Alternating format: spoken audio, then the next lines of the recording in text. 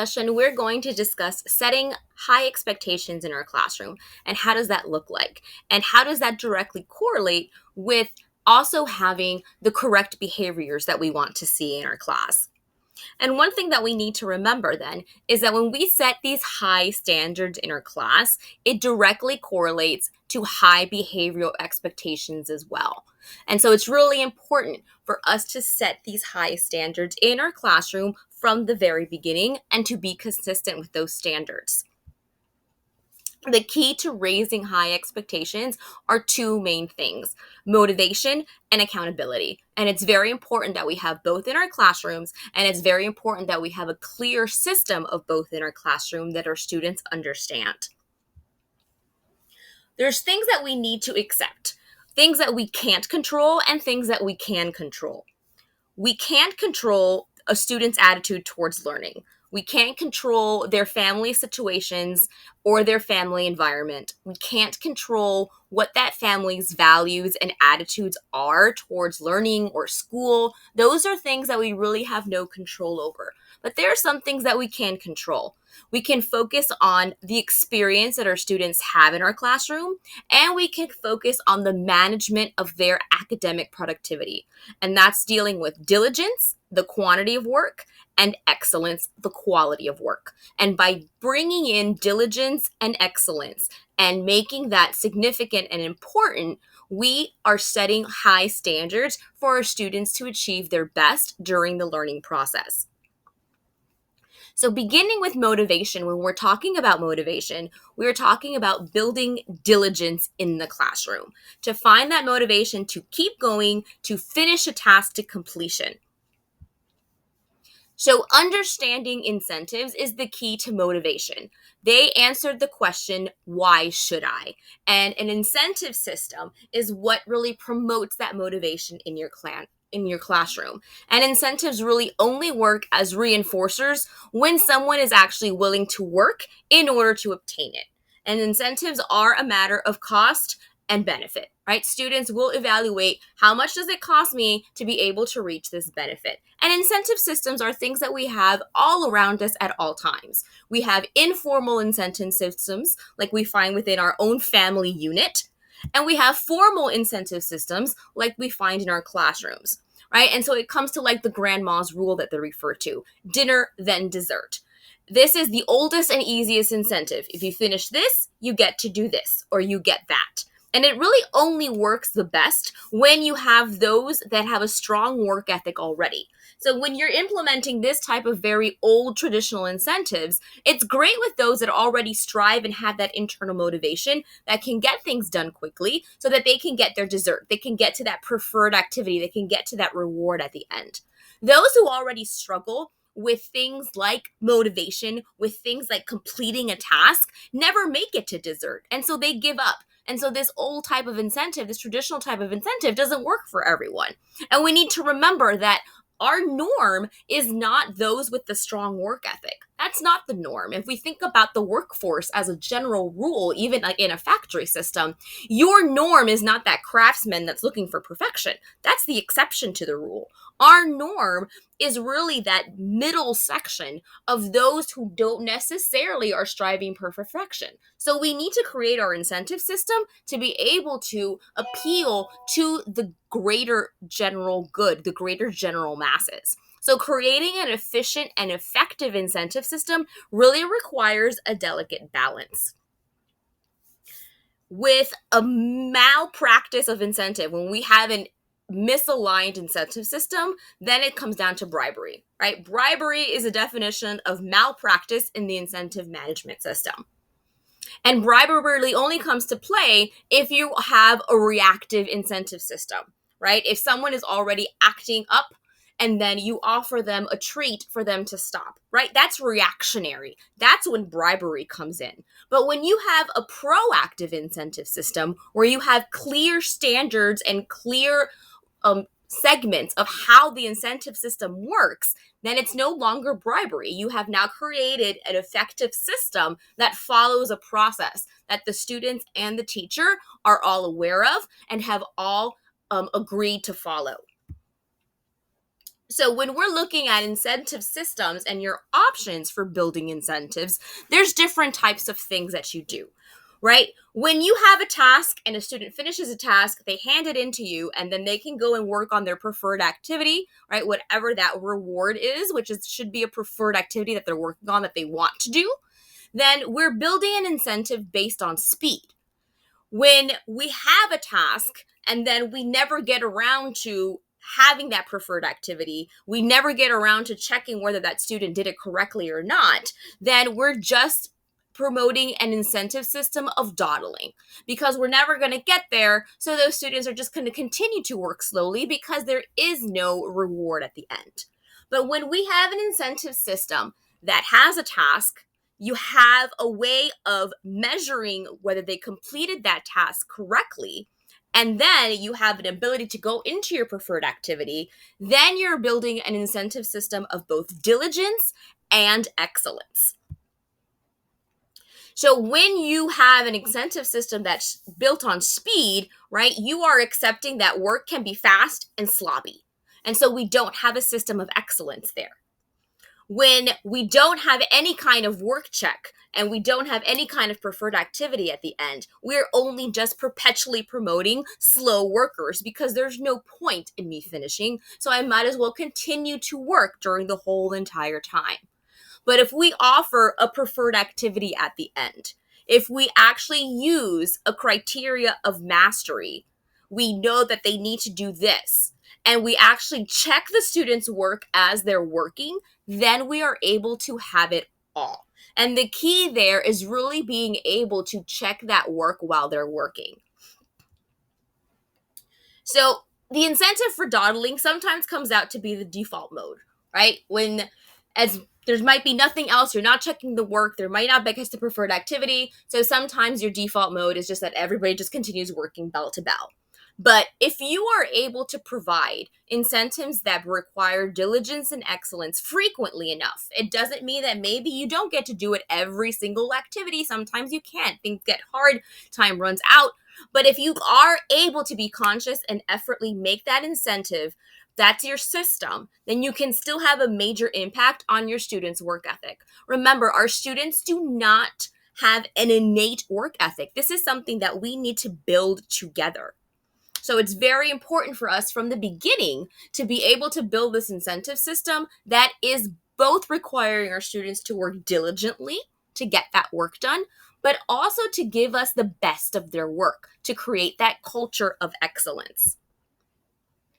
Now, preferred activities are the fun part of the incentive system, and they should be activities that are readily available for your students. They're very easy to use, right? Students understand exactly what they need to do when they get it, so it doesn't take a lot from the teacher to have to step off and try to explain a preferred activity. And it also incorporates a reasonable amount of prep time for the teacher, something that the teacher does not have to spend more additional time that's limited in trying to figure these out.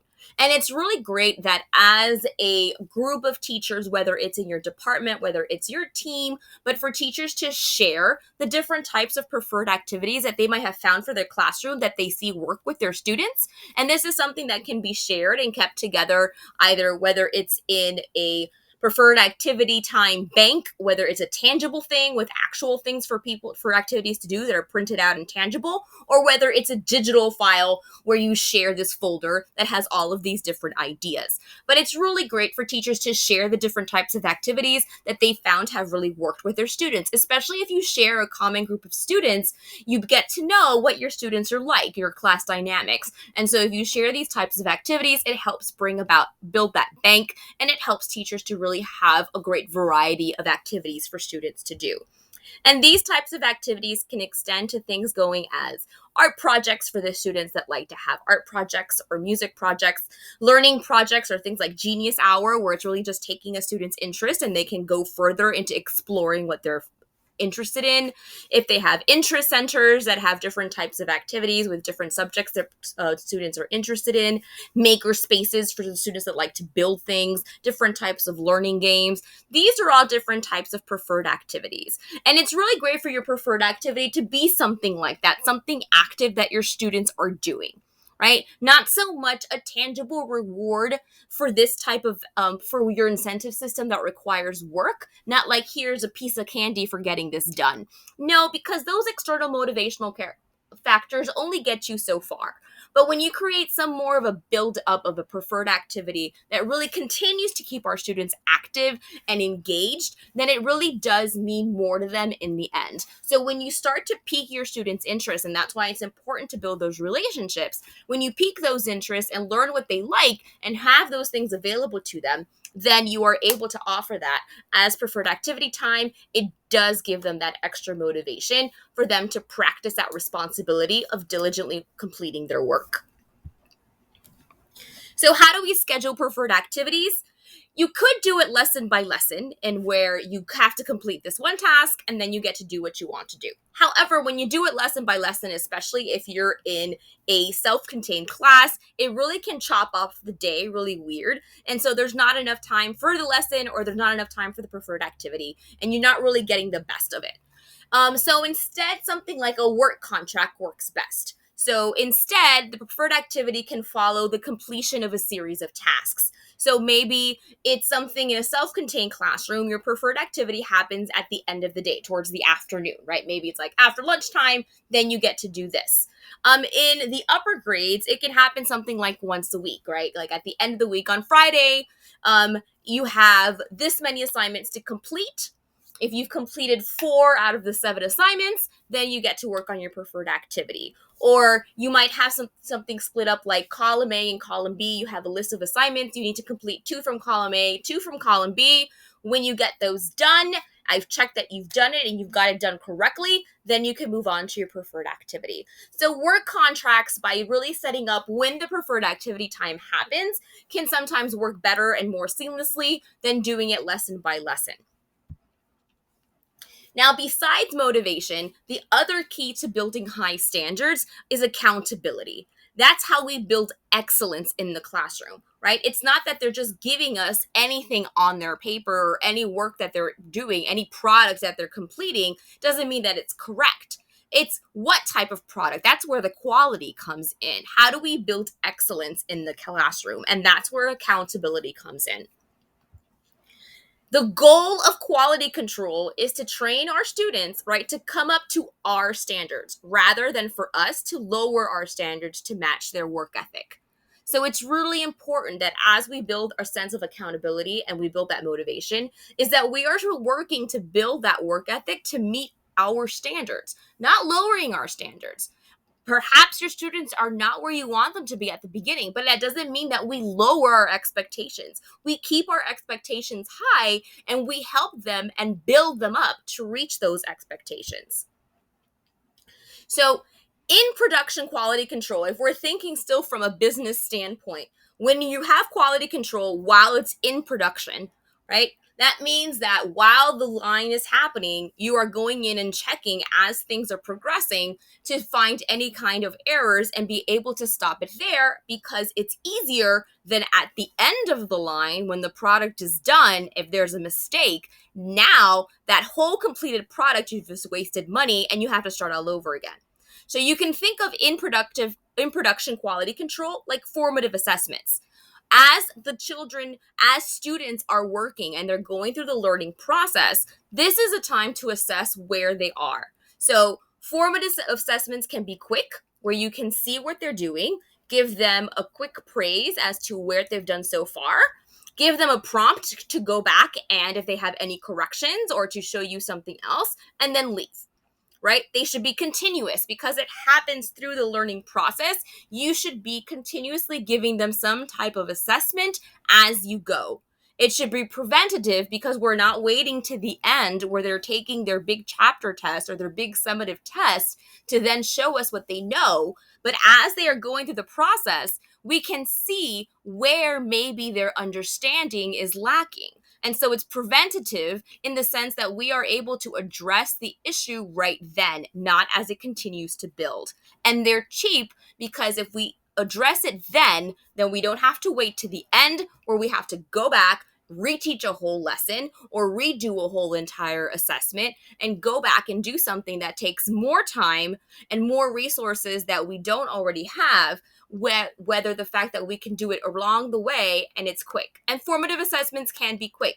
They don't have to be anything major, right? If they're doing any kind of guided practice in class, you can go as they're working and check on them already, whether you're checking one or two problems in math, just one paragraph in language arts, whatever it might be. But they can be something quick and specific where they're just showing you that they understand that specific skill or concept.